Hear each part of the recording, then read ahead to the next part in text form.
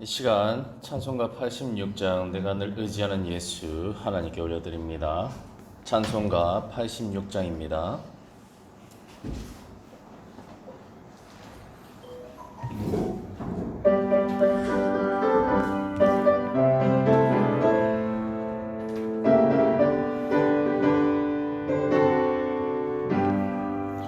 내가 의지하는 예수 나의 상처 입으시면은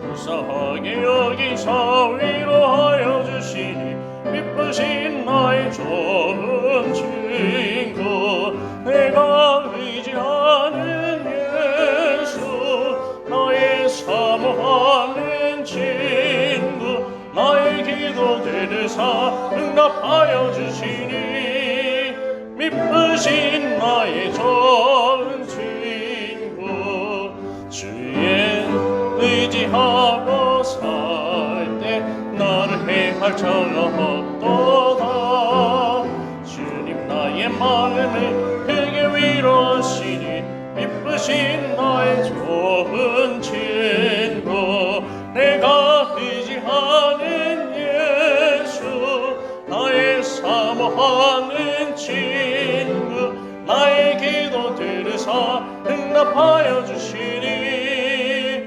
미쁘신 나의 좋은 친구 내가 요단강 건너가며 마음이 두려워서 떨 때도 주가 인도하시니 어찌 두려워하랴 미쁘신 나의 좋은 친구 내가 의지하는 예수 나의 사모하는 친구 나의 기도 들으사 응답하여 주시니 미쁘신 나의 좋은 친구 이후 천국에 올라가서 모든 성도들과 다 함께 우리들을 구하신 주를 찬양하리라 미쁘신 나의 좋은 친구 내가 의지하는 예수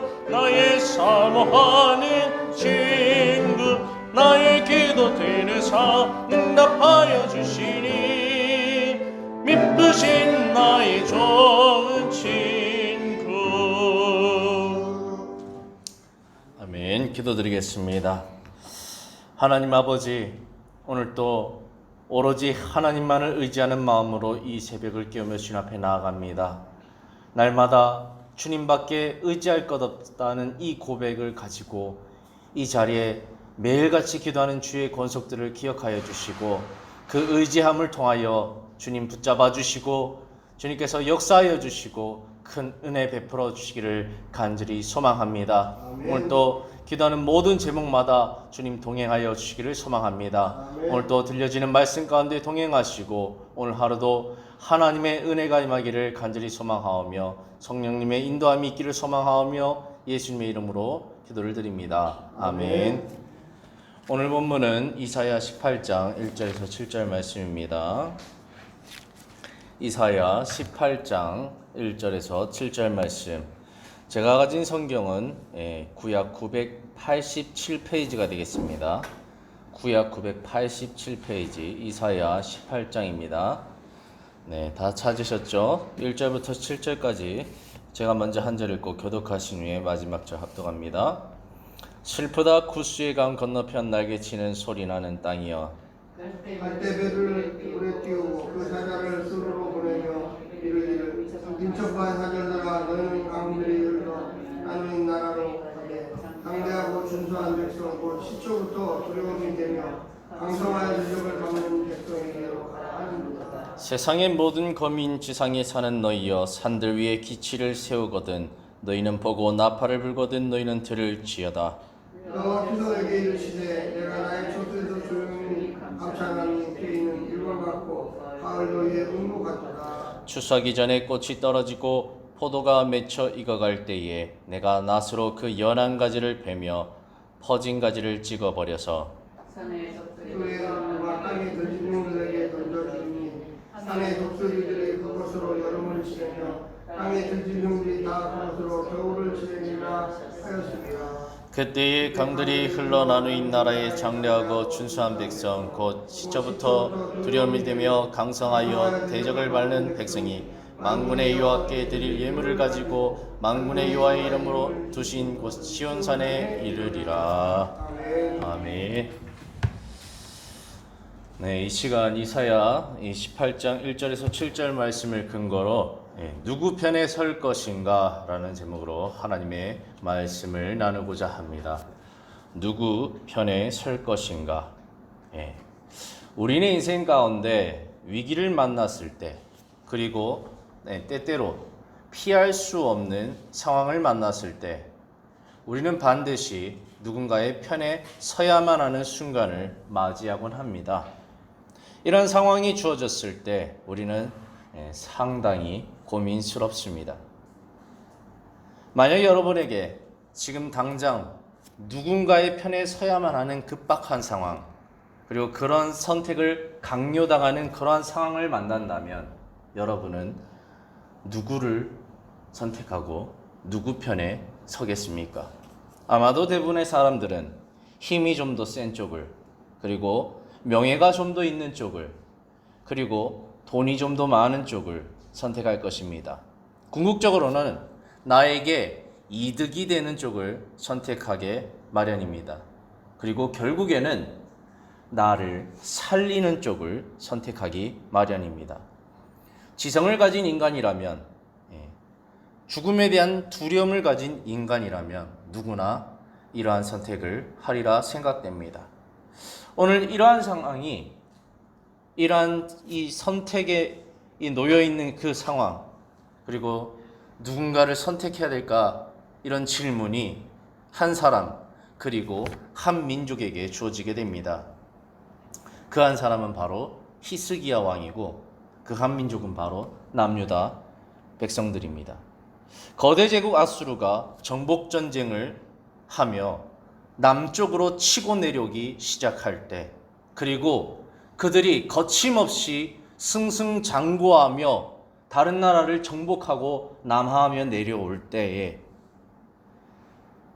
히스기야와 이 남유다 백성들의 마음은 어땠을까요? 히스기야와 남유다의 백성들의 마음은 두렵기 그지없었습니다. 다른 왕에게 표현되는 문장, 아하스 왕 시절에는 아하스가 그가 사시나무 떨듯이 바람에 흔들리듯이 떨었다는 표현도 있듯이, 아마 히스기야 왕도 전쟁에 그 당장 직면하는 그 상황 앞에 그도 벌벌벌 떨지 않았나 생각됩니다. 왜죠? 대안이 없기 때문이다. 왜죠? 아수르라는 나라는 거대 제국이고, 이 남유다라는 이곳은 하필이면 이 3대륙이 뭉치는 사이길에 놓여서 항상 이 거대 제국이 왔다 갔다 하는 그 통로길에 놓여 있어서 항상 짓밟힐 수밖에 없는 그런 상황에 놓여 있기 때문에 그는 두렵고 떨릴 수밖에 없었던 것입니다. 그는 엄청난 두려움에 사로잡힌 채 이 남유다와 고관들과 함께 이런 고민을 하게 됩니다. 과연 우리는 누구 편에 서야 할 것인가? 이 위기를 우리가 어떻게 넘어가야 할 것인가? 그 고민의 결과 그들은 아수르를 유일하게 대적할 수 있는 길은 아무리 생각하고 또 생각을 해봐도 애굽밖에 없다라고 결론을 내립니다.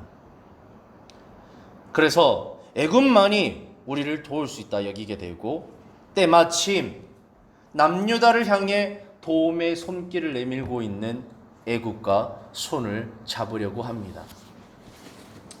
성도 여러분, 남유다가 애굽과 손 잡아서 북쪽에서 남하하고 있는 아수르와 맞서는 것이 너무 합리적인 선택 아닙니까? 북쪽에서는 밑에를 정복하러 왔지 화친하러 온 게 아닙니다. 정복해서 내 것으로 만들려고 왔지. 그렇기 때문에 어떻게 해서든 아래에 있는 사람들이 뭉쳐서 북쪽에서 남쪽으로 내려오는 그 세력을 막아서야 하는 이렇게 양쪽 진영 논리 가운데 당연히 남쪽은 남쪽끼리 편먹고 북쪽과 대결해야 되는 것이 맞습니다. 이것은 너무나 당연한 선택이었겠죠.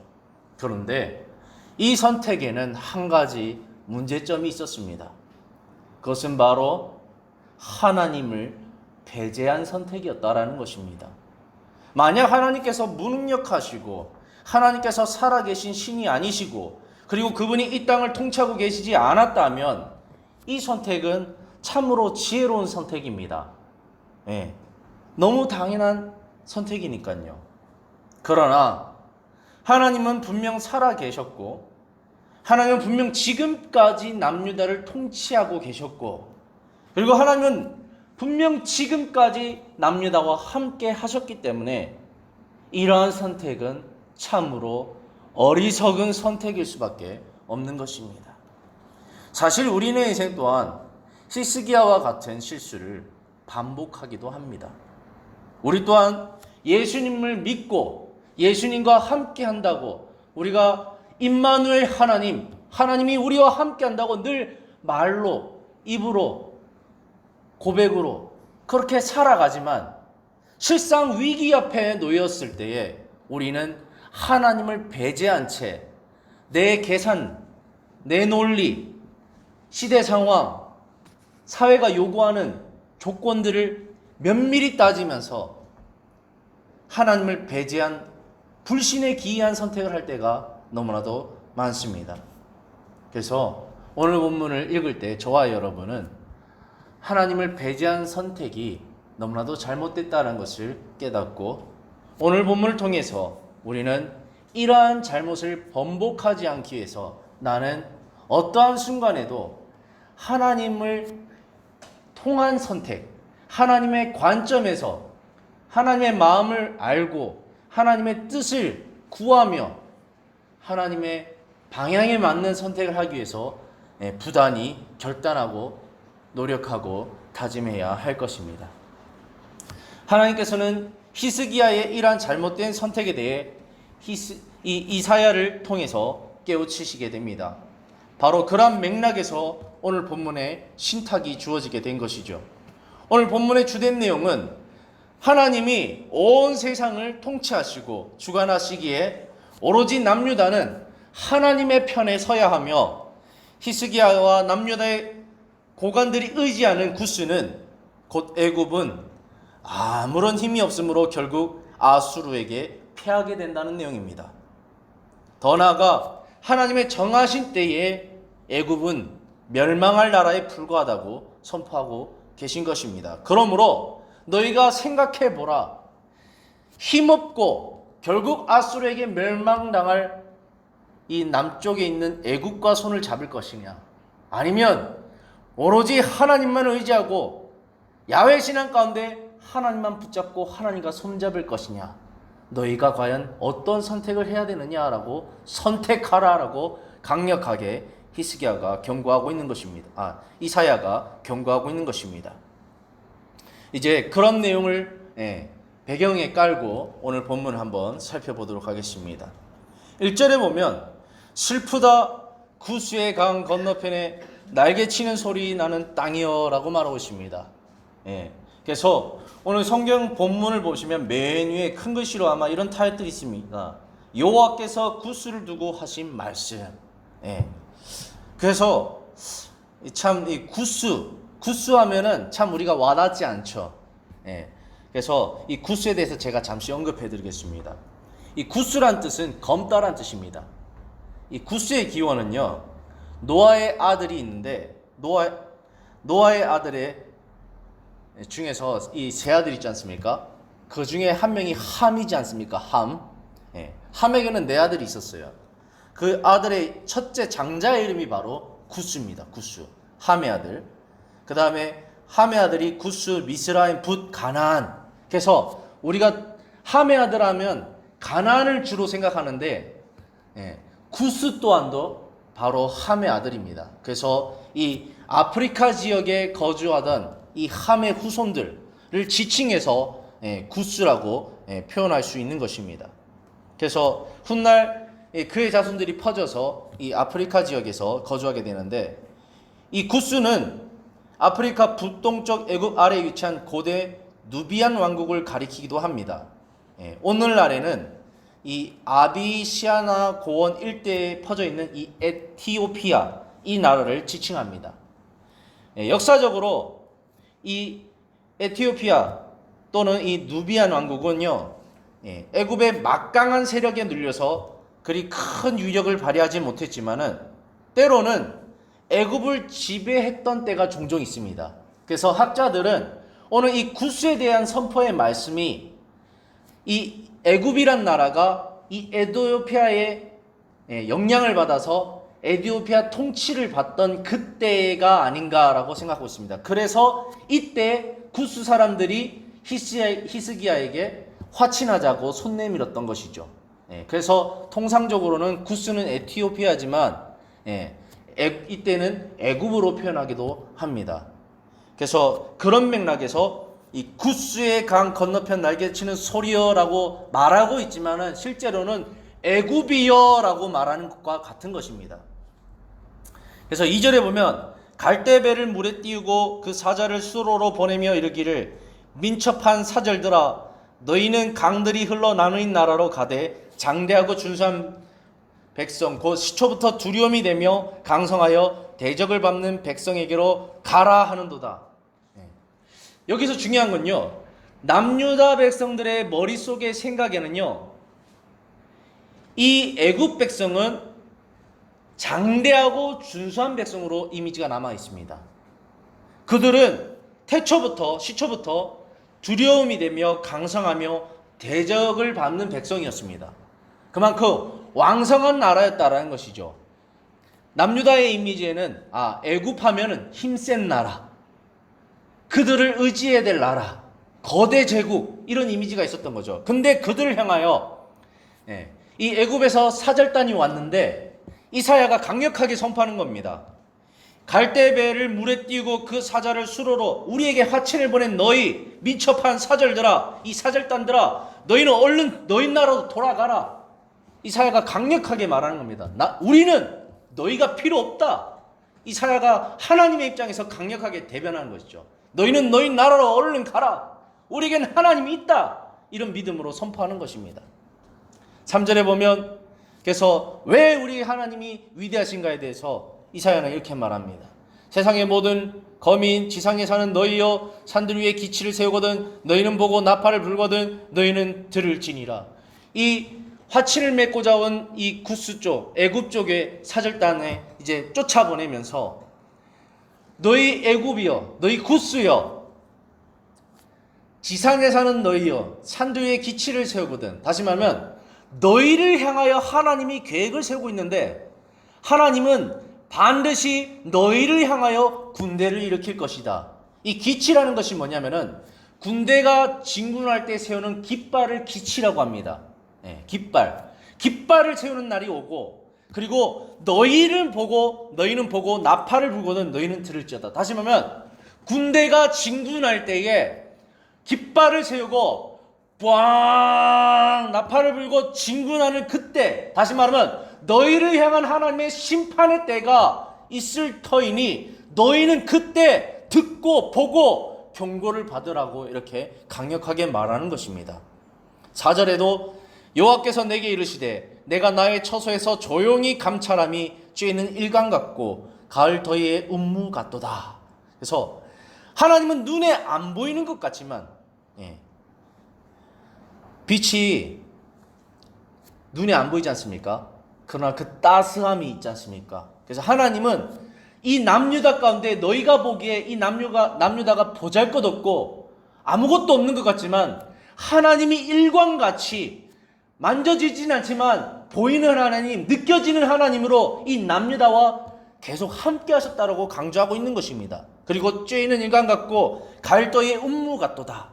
운무는 구름과 안개 같은 것입니다. 그래서 우리가 새벽에 습도가 많은 날 앞에 이 구름에 가려는 그런 모습을 운무라고 표현합니다. 그것 또한도 만져지진 않지만 하나님의 존재가 만져지진 않지만 너희가 이렇게 거대하게 이 지천에 안개가 깔리면은 그것을 잡을 수는 없지만 그것에 잠기듯이 하나님은 그러한 존재라고 이렇게 강력하게 말하고 있는 것이죠.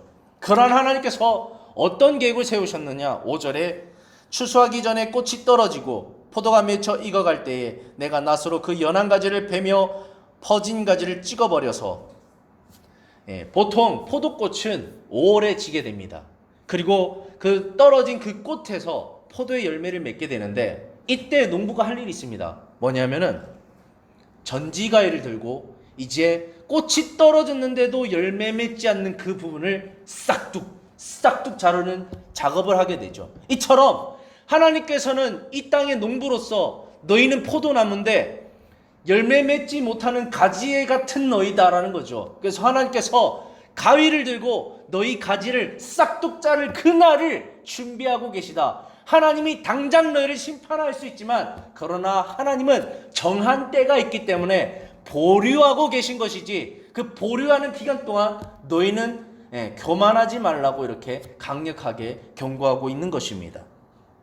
그래서 하나님은 구수의 심판을 작정하시고 그 정한 때를 기다리고 계심을 표현합니다. 그래서 6절에 산의 독수리들과 땅의 짐승들에게 던져주리니 산의 독수리들이 그것으로 여름을 지내며 땅의 짐승들이 다 그것으로 겨울을 지내리라 하셨습니다. 이게 무슨 말이냐면 가지를 잘라서 땅에 딱 던질 때에 새가 물어가고 동물이 물어가서 보금자리로 쓴다라는 겁니다. 다시 말하면 이것은 무엇을 예표하냐면은 이 구스란 나라, 애굽이란 나라가 타국의 침을 받아서 멸망당해서 그래서 그들을 약탈하는 그래서 그들의 재산과 그들의 부를 다 뺏어가서 다른 나라가 이득을 삼는 그러한 일들이 하나님의 때에 있을 것이다 라고 이렇게 표현하고 있는 것입니다. 그래서 하나님은 이렇게 이 남유다가 의지하는 이 구스 애굽이란 이 존재가 아무것도 아니라는 것을 강력하게 이사야를 통해서 깨닫게 하는 것이죠. 그래서 조금이라도 하나님을 아는 사람은 아하, 우리가 구스를 의지할 게 아니라 애굽을 의지할 게 아니라 저 앞으로 멸망당할 힘없는 그 나라를 의지할 게 아니라 하나님만을 의지해야겠다라고 생각이 들 수밖에 없을 정도로 오늘 강력하게 이사야를 통해 말씀하고 있는 것입니다. 그러나 구스를 향한 이 심판의 멸망의 예언으로만 이렇게 하나님의 설명이 끝난다면 우리 하나님이 되게 속좁고 부족한 분으로 보일 수 있습니다. 그러나 하나님은 그런 분이 아니십니다. 하나님은 온 세계를 통치하고 주관하고 계신다는 생각을 우리는 잊지 말아야 됩니다. 우리 7절 보시죠. 그때 강들이 흘러 나누인 나라에 장대하고 준수한 백성 그 시초부터 두려움이 되며 강성하여 대적을 받는 백성이 구스 애굽이 만군의 여호와께 드릴 예물을 가지고 만군의 여호와의 이름을 두신 곧 시온산에 이르리라. 하나님은 남유다만 북이스라엘 백성만 사랑하는 분이 아니라고 말하는 것입니다. 다시 말하면 하나님의 큰 전세계 통치 가운데 볼 때에 구스 또한도 하나님의 손에 쓰이는 도구이고 그들도 결국에는 심판의 도구로 쓰이지만 때로는 그들도 심판을 받지만 하나님은 그러한 섭리 가운데 그들의 교만함을 낮춤을 통해서 그들로 하여금 하나님을 알게 하고 그들로 하여금 하나님의 계시함을 통해 그들로 하여금 하나님의 이름을 부를 수 있는 그들 또한도 하나님의 구원을 누릴 수 있는 그런 기회를 허락하고 있는 것입니다. 그래서 꼭 남유다만 멸망해서 바벨론 포로기를 겪고 귀환했을 때 하나님을 깨달아 알았다. 이 원리가 남유다에만 적용되는 것이 아닌 것이죠. 구스 또한도 하나님의 백성을 친 그 죄로 멸망당하고 잘못되고 부족하고 낮아지고 어려움을 당해봤을 때 과연 우리네 인생 가운데 참신은 누구신가? 남유다에 거는 그 야훼 하나님, 그 하나님만이 과연 참신이 아닐까? 그러한 추측 가운데 하나님께로 돌아오는 그 길을 열어두신다라는 것입니다. 그래서 심판은 고난은 그래서 유익이 되는 겁니다. 그것은 이방인이나 헬라인이나 유대인이나 상관없이 오늘날 우리 그리스도인도 상관없이 모든 자에게 통하는 원리라는 것입니다. 사람은요 어려움을 당해야 고난을 당해야 뭔가 위기가 있어야 마음이 낮아집니다. 마음이 낮아질 때 무언가를 받아들일 수 있는 기회가 생기는 것이죠. 그래서 하나님은 그러한 통로들을 통해서 하나님을 인류 역사 가운데 계시하셨다라는 사실입니다. 이제 말씀을 결론 짓고 마치겠습니다. 사랑하는 성도 여러분, 오늘 저와 여러분은 히스기야가 반아수르 정책을 펼쳐가는 가운데 그가 두려움에 사로잡혀서 하나님이 아닌 애굽을 의지하고자 하는 그 마음, 애굽을 선택하고자 하는 그 마음을 품을 때에 하나님께서 이사야를 보내서 그 잘못된 마음, 잘못된 선택을 강력하게 이 신탁으로 깨닫게 하는 것을 우리는 함께 살펴보았습니다. 우리는 그 신탁을 통해서 우리가 믿고 의지하는 대상이 하나님이 아닐 경우 그 대상은 그저 우리가 햇님 달님 동화책에서나 읽던 그 썩은 동화줄, 잡으면 끊어질 수밖에 없는 그 썩은 동화줄에 불과하다는 사실을 오늘 신탁을 통해서 강력하게 깨달아야 하는 것입니다. 그러므로 위기 상황 속에서 나는 과연 누구 편에 서야 할 것인가? 나는 과연 누구와 손을 잡아야 할 것인가? 라는 질문이 나의 삶 가운데 다가올 때에 그때에 무조건 나는 하나님 편에 서리라. 나는 하나님만 의지하리라. 하나님만이 이 상황을 해결할 수 있으리라. 굳게 믿을 수 있는 믿음과 행동할 수 있는 행동의 믿음이 분명 우리에게 있어야 할 것입니다. 그래서 이러한 믿음이, 이러한 선택이, 이러한 행동이 우리 삶 가운데 넘쳐나기를 소망합니다. 말씀 한 절 마지막으로 읽어드리고 기도하는 시간 가지겠습니다. 여호수아 24장 15절, 우리가 알고 있던 아주 멋진 말이죠. 만일 여호와를 섬기는 것이 너에게 좋게 보이지 않거든 너희 조상들이 강 저쪽에서 섬기던 신들이든지 애굽의 신이죠, 또는 너희가 거주하는 땅에 있는 아모리 족속의 신들이든지 광야에 있던 그 신들이죠, 너희가 섬길 자를 오늘 택하라. 오직 나 여호수아는, 그리고 여호수아의 이 가문은 오직 하나님만 섬기겠노라. 오늘 이러한 신앙이 있을 때에 우리는 히스기야와 같은 잘못된 실수를 하지 않을 것입니다. 그래서 오늘 또 오로지 하나님만을 의지하며 하나님께 간구하는 시간 되기를 소망합니다. 함께 기도하겠습니다. 하나님 아버지, 감사합니다. 오늘 이 이사야의 짧은 7구절의 강력한 신탁을 통하여서 우리가 과연 누구와 손을 잡아야 되고, 우리가 과연 누구를 기억해야 되고, 우리가 과연 누구를 의지해야 되는지 다시 한번 아버지 상기시켜 주시니 감사합니다.